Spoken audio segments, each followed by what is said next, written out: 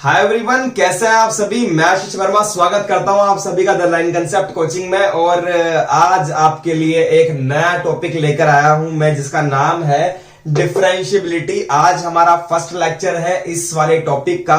और स्टूडेंट्स, उम्मीद करता हूं कि इससे पहले वाला जो लेक्चर है, मतलब कि पीछे वाला जो चैप्टर है जिसका नाम था कंटिन्यूटी, वो आपने पढ़ लिया होगा। हिंदी में बोलते हैं संततता, और डिफरेंशिएबिलिटी को हिंदी में बोलते हैं अवकलनीयता। बस इतनी हिंदी आती है इसमें, बाकी सब कुछ हिंदी इंग्लिश मीडियम वाला सेम पढ़ सकता है बच्चा। तो स्टूडेंट्स, जब तक अगर आपने कंटिन्यूटी नहीं देखी है तो आप प्लीज उस लेक्चर को देखें, क्योंकि उसी का बड़ा भाई ये साहब। वो नहीं देखोगे तो ये थोड़ा सा कम समझ में आएगा कंसेप्चुअली। आज स्टूडेंट्स हम बात करेंगे आपसे कि क्या होती है डिफरेंशिएबिलिटी, और बेसिकली डिफरेंशिएबिलिटी का मतलब क्या होता है ये हम जानेंगे, और डिफरेंशिएबिलिटी का कंसेप्ट क्या होता है ये भी आज हम जानेंगे। और किसी फंक्शन को हम डिफरेंशिएबल कब कह सकते हैं और कब नहीं, ये भी आज हम जानने वाले हैं। तो बिना कोई टाइम वेस्ट करे हम स्टार्ट करने जा रहे हैं स्टूडेंट्स।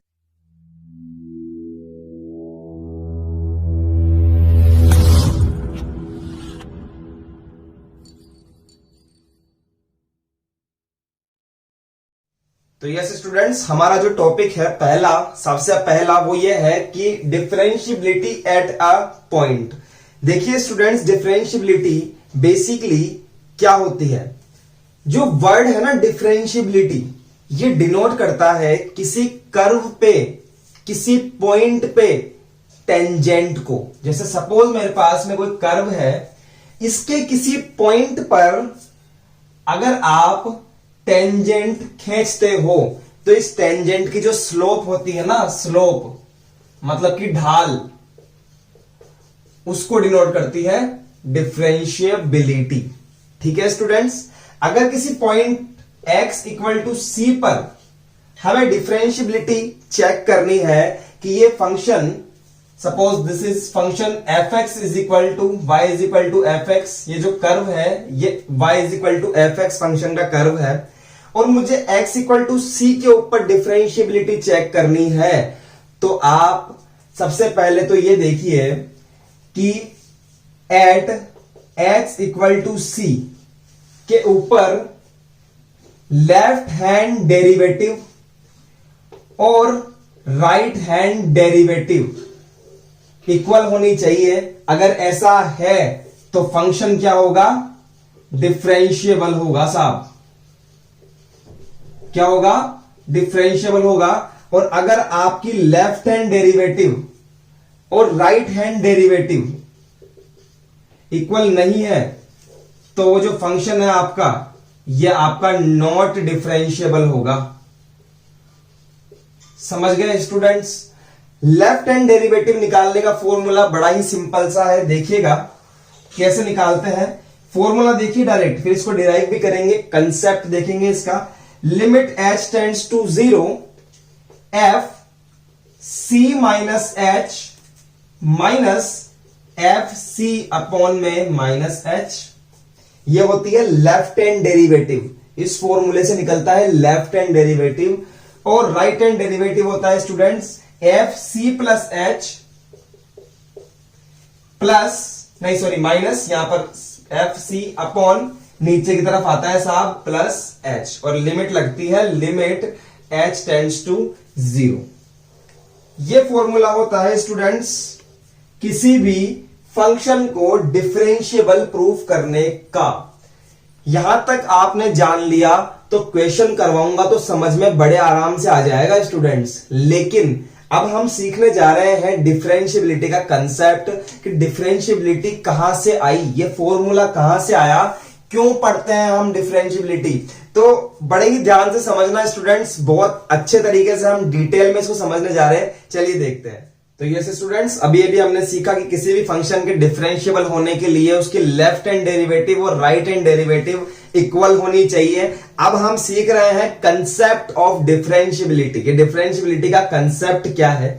देखिए स्टूडेंट, सबसे पहले ये डेफिनेशन आपको आनी चाहिए कि differentiability represents the slope of the tangent at a point on the given curve. कोई कर्व आपके पास में है, सपोज दैट कि इस तरह का आपके पास में कोई कर्व है, देखिएगा इस तरह का कर्व है, और ये पॉइंट में यहां पर एक स्पेसिफाई कर देता हूं, इसका नाम है P।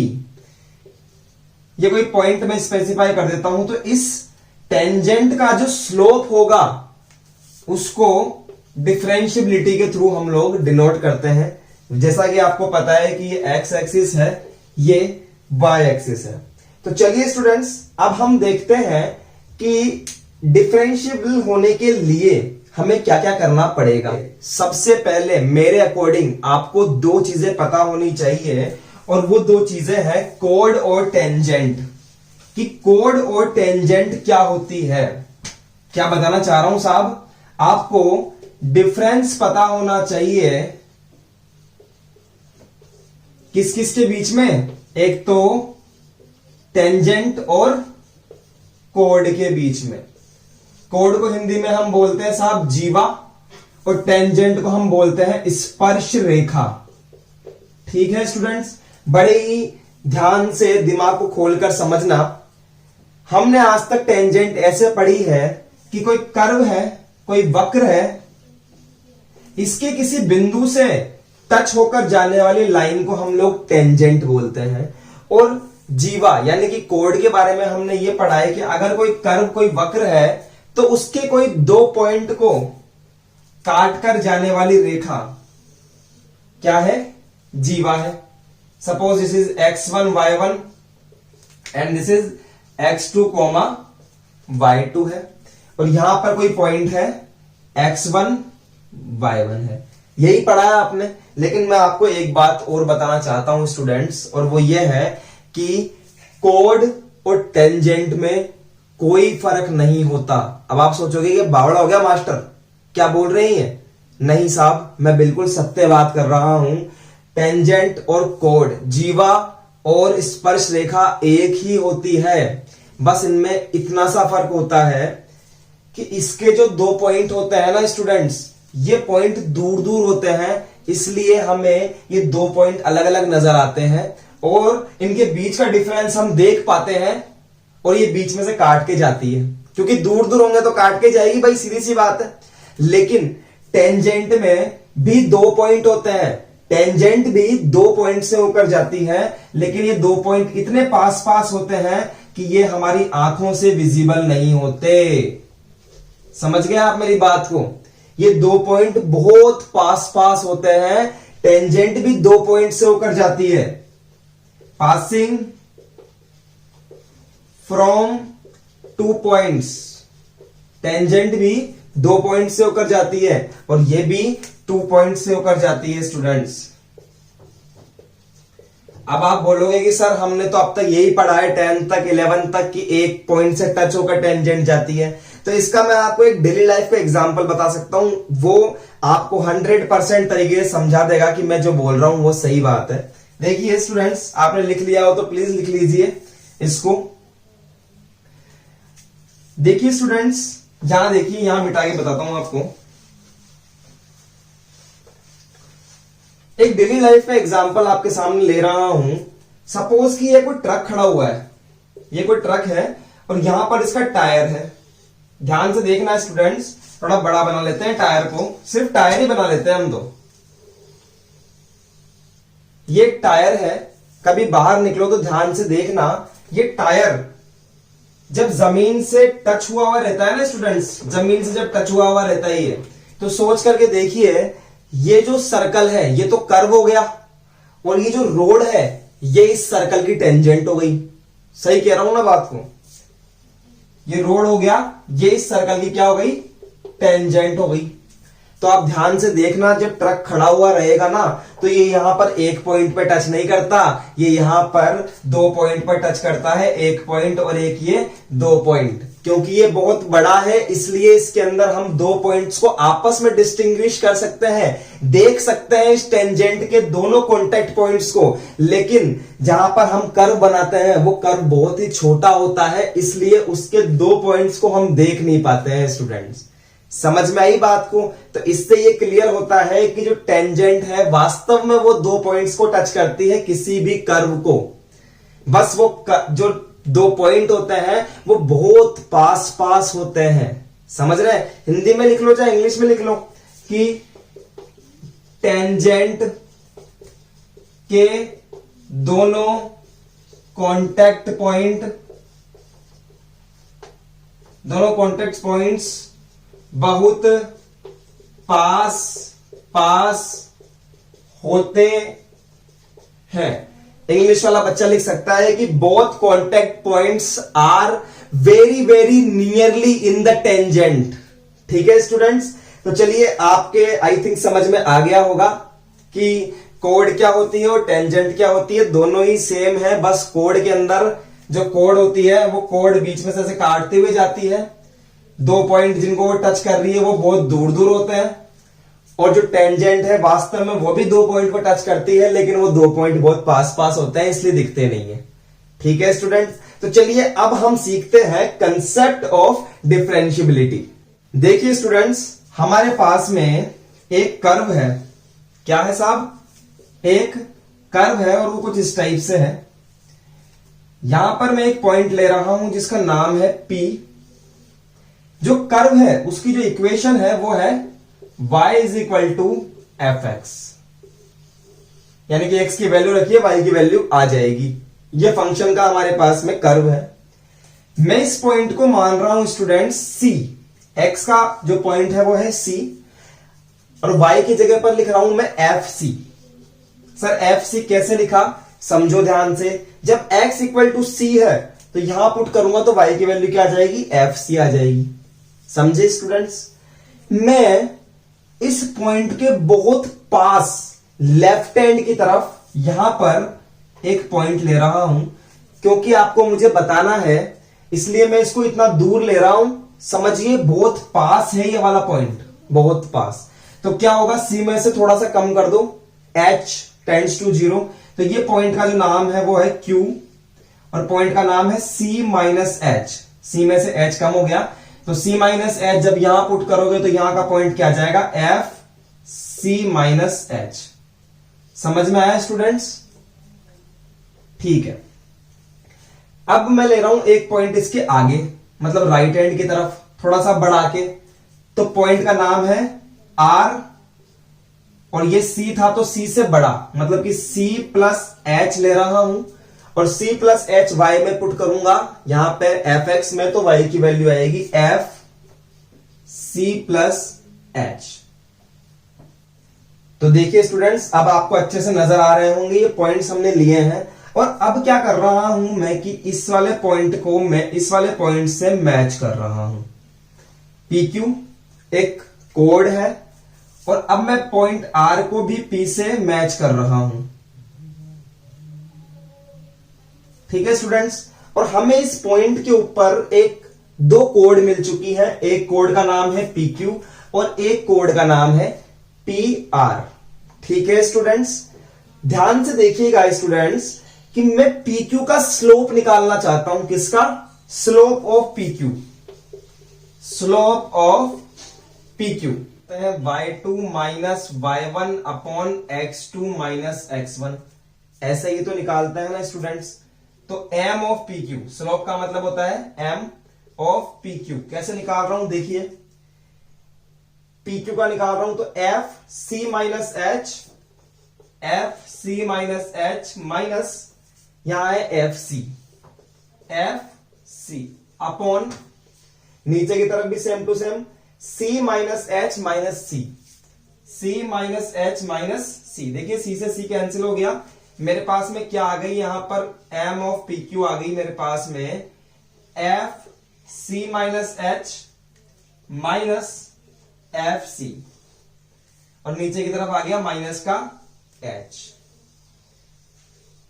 समझ गए स्टूडेंट्स? लिखिए इसको या मत लिखिए, समझिए आप। तो अब मुझे निकालना है स्लोप ऑफ PR। क्या? PR। चलिए निकालते हैं। तो देखिए सेम फॉर्मूला यूज करेंगे स्लोप ऑफ PR में y2 minus y1 upon x2 minus x1। यहां देखिए PR f C प्लस H F C plus H minus F सी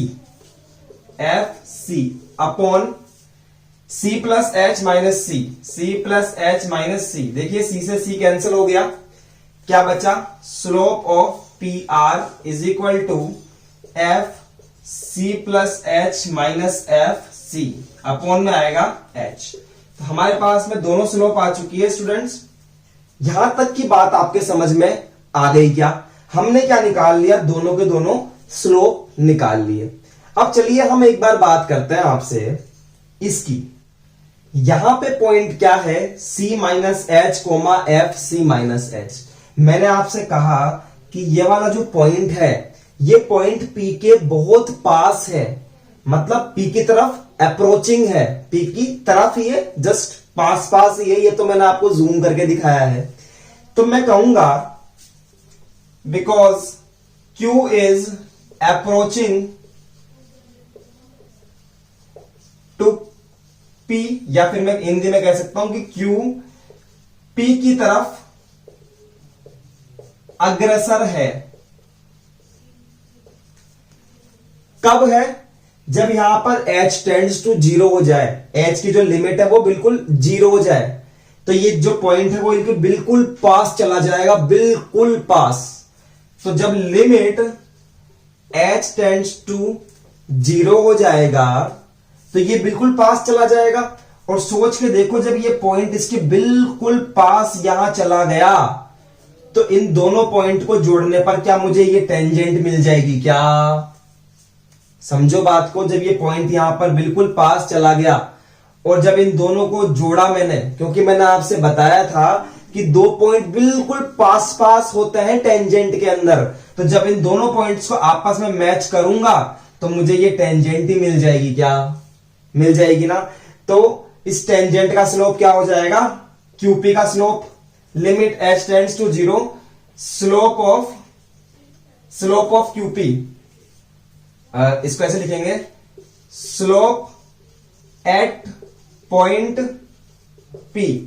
इस पॉइंट P के ऊपर स्लोप, जब ये Q इसके बिल्कुल पास चला जाएगा तो limit h tends to 0, slope लिख दो। इसकी क्या स्लोप थी? अभी निकाली थी, F C minus H minus F C upon में माइनस एच। समझ में आया students? This is the slope of tangent at point P। Point P के ऊपर जो टेंजेंट है उसकी स्लोप है ये। समझ गए स्टूडेंट्स? From left side. क्या साहब? From left hand side. और सिमिलरली इसको लिख लें आप। और सिमिलरली आपको पता है कि R भी P की तरफ अप्रोचेबल है, R भी P की तरफ अप्रोच कर रहा है अगर मैं h टेंड्स टू 0 पुट कर दूं तो सिमिलरली जहां पर पहले Q P की तरफ था अब R P की तरफ है, तो मैं बोल दूंगा R is approaching to P। Hindi में बोलूंगा कि R P की तरफ अग्रसर है। तो स्लोप एट पॉइंट P, ये जो R है ये P की तरफ अग्रसर है, मतलब बिल्कुल पास आ गया यहां पे, बिल्कुल पास है। अग्रसर का मतलब है बहुत पास, बहुत बहुत पास। तो यहां पर R आ गया, ठीक है, बहुत पास है। तो दो पॉइंट मिल गए, तो दो पॉइंट को मिलाने पर मुझे क्या मिल जाएगा? टेंजेंट मिल जाएगी। कब मिलेगी? जब लिमिट h टेंड्स टू 0 होगी। तो लिमिट h टेंड्स टू 0, और इसकी स्लोप क्या निकाली थी अभी? F C plus A minus F C plus H from right hand side, क्योंकि हम राइट हैंड की तरफ से निकाल रहे हैं, फ्रॉम राइट हैंड साइड। और इसको आप इक्वेशन नंबर 2 दे दो। अब आप ध्यान से देखो स्टूडेंट्स, इक्वेशन नंबर 1 भी स्लोप एट पॉइंट P बता रही है और इक्वेशन नंबर 2 भी स्लोप एट पॉइंट P दिखा रही है। मतलब कि दोनों स्लोप किसकी है? एट पॉइंट P की है। तो क्या ये दोनों के दोनों स्लोप आपस में इक्वल हो जाएगी क्या?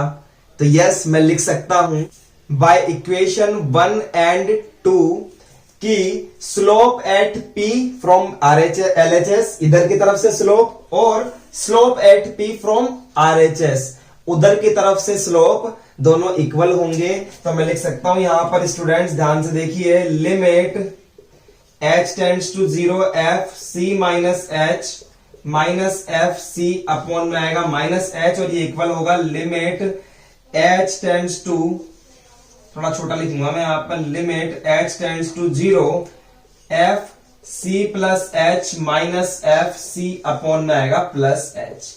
और जब ये दोनों की दोनों जब किसी पॉइंट पे लेफ्ट हैंड तरफ से भी स्लोप और राइट हैंड तरफ से भी स्लोप इक्वल हो जाता है तो उस फंक्शन को हम बोलते हैं डिफरेंशिएबल फंक्शन, और हमने प्रूफ किया है। तो मैं बोलूंगा hence y equal to F X is differentiable. तो अब समझ में आया स्टूडेंट्स कि ये हो गई हमारी LHD लेफ्ट हैंड डेरिवेटिव, और ये हो गई हमारी RHD मतलब कि राइट हैंड डेरिवेटिव। और जब ये दोनों इक्वल होते हैं तभी हमारा जो फंक्शन है वो डिफरेंशिएबल होता है। आई होप आपको समझ में आया होगा, और नहीं आया है समझ में तो आप वापस से देखिए वीडियो, आपको समझ में आएगा। और फिर भी नहीं आता है तो आप कमेंट कीजिए, हम इसको और इजी बनाकर समझेंगे स्टूडेंट्स। तो स्टूडेंट्स अब हम एक नोट लेने जा रहे हैं, बड़ा ही प्यारा सा नोट है और बहुत इंपॉर्टेंट नोट है। शायद आपकी बुक में आपको मिले या नहीं मिले, लेकिन मैं बता देता हूं आपको। एक नोट है, ये नोट क्या कहता है स्टूडेंट्स, ये नोट ऐसे कहता है, इसको लिखेंगे बाद में, पहले समझेंगे कि अगर किसी कर्व का, कोई कर्व आपके पास में है, अगर कोई कर्व में आप LHD निकालो और RHD निकालो, दोनों ही आपको या तो प्लस इनफाइनाइट मिले या फिर माइनस इनफाइनाइट मिले। सर ऐसा कौन सा कर्व होगा? होता है बेटा जी, एक कर्व होता है x equal to y is equal to X की पावर 2/3। इसका जो कर्व बनता है ना वो कुछ इस टाइप से बनता है स्टूडेंट्स, ये है y is equal to X की पावर 2/3। ये इस साइड भी सेम आएगा ऐसे, समझे? तो ये इस टाइप का कर्व होता है स्टूडेंट्स। मैं क्या कह रहा था कि कोई कर्व आप लेते हो, उसमें किसी पॉइंट के ऊपर LHD और RHD दोनों ही या तो प्लस इनफाइनाइट मिले या फिर माइनस इनफाइनाइट मिले, तो ऐसी कंडीशन में जो आपकी टेंजेंट होगी वो एक वर्टिकल लाइन होगी। देख लो आप, इधर से इधर की तरफ अप्रोच कराओ x इक्वल टू 0 की तरफ, इधर से इस तरफ से इधर x इक्वल टू 0 की तरफ अप्रोच कराओ, और RHD निकालेंगे क्योंकि ये RHS है, तो इस तरफ से निकालूंगा x इक्वल टू 0 पर, तो टेंजेंट मिलेगी ये, ठीक है। और इस तरफ से अप्रोच कराओ, इस तरफ से इस पॉइंट पे x इक्वल टू 0 पे, तो मतलब LHD, तब भी मुझे टेंजेंट मिलेगी ये, मतलब कि y एक्सिस, क्या बोलेंगे इसको, y एक्सिस, या आप कह सकते हो x इक्वल टू 0। तो ये है लाइन। दोबारा रिपीट कर देता हूं कि अगर आपके पास में कोई कर्व है, उस कर्व पे LHD और RHD दोनों प्लस इनफाइनाइट या माइनस इनफाइनाइट मिले, तो उस कंडीशन में जो आपकी टेंजेंट होगी वो एक वर्टिकल लाइन होगी। ये स्पेशल एग्जांपल है इसका। चलिए लिखते हैं इसको। In a curve LHD and RHD both are plus infinite और minus infinite, in this case the tangent will be a vertical line। Hindi में भी लिख सकते हैं, यदि किसी वक्र में LHD और RHD दोनों ही प्लस इनफाइनाइट या माइनस इनफाइनाइट मिले, तो उस जगह पर जो स्पर्श रेखा है वो एक ऊर्ध्वाधर रेखा होगी। ये स्पेशल नोट है स्टूडेंट्स, लिख लीजिए इसको आप। और आई थिंक आज के लिए इतना ही मेरे को सफिशिएंट लगता है आपके लिए। ये डिफरेंशियबिलिटी का कंसेप्ट आई थिंक आपके समझ में आया होगा। अगले लेक्चर में हम आपसे मिलेंगे, और प्लीज इसको रिवाइज करके आए। अगले लेक्चर में हम क्वेश्चन लेने वाले हैं डिफरेंशियबिलिटी के ऊपर। आज हमने टॉपिक पढ़ा है डिफरेंशियबिलिटी एट अ पॉइंट, और हम एट अ पॉइंट के ऊपर ही क्वेश्चन लेने वाले हैं अगले जो लेक्चर हैं उनके ऊपर। तो आज के लिए इतना ही students, thank you so much for watching this video. आज के लिए ऑल द बेस्ट।